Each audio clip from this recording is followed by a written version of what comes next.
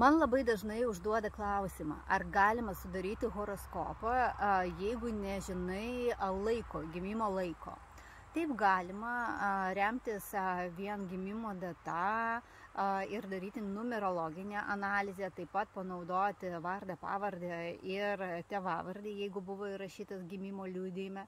Galima analizuoti horoskopą nuo mėnulio, galima žiūrėti planetų padėtis būtent ženkluose, bet vis tiek pilnos informacijos nematysime.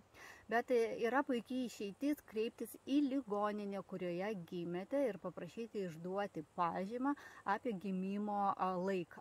Jeigu gimėte po 1991 metų, tai tikrai lengvai šitą informaciją bus prieinama ir pateikta.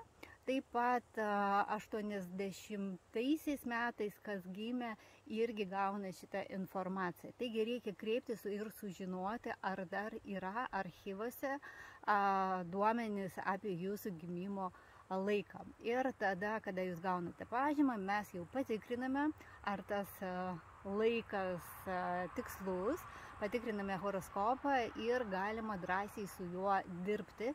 Taigi, dirbti su astrologu ir kas kart kreiptis dėl tų klausimų, kurie rūpi čia ir dabar, nes aš visada patariu padaryti asmeninį horoskopą, kuris būtų kaip žemėlapis, kelrodis visam gyvenimui, kur aš, pavyzdžiui, kada aš darau, aš akcentuoju karmines užduotis, dėl ko siela atėjo ir ką reikia padaryti šitame įsikūnijime, būtent tam, kad vyktų evoliucija, ir analizuojam kitus klausimus, kurie pagal gyvenimo sritis, kurie yra aktualūs, bet toliau galima kas kartą žiūrėti, kam yra skirtas vienas ar kitas gyvenimo periodas, pirkti, pavyzdžiui, net ir paprastus materialinius klausimus, pirkti nekilnojamą turtą ar nepirkti, imti paskolą ar ne, ar palankus metas pradėti vaikus,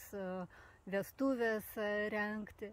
Taigi visi klausimai, kurie domina žmonės, yra labai gerai apžvelgiami naudojant horoskopą, ir horoskopas padeda gerus darbus daryti tinkamu metu.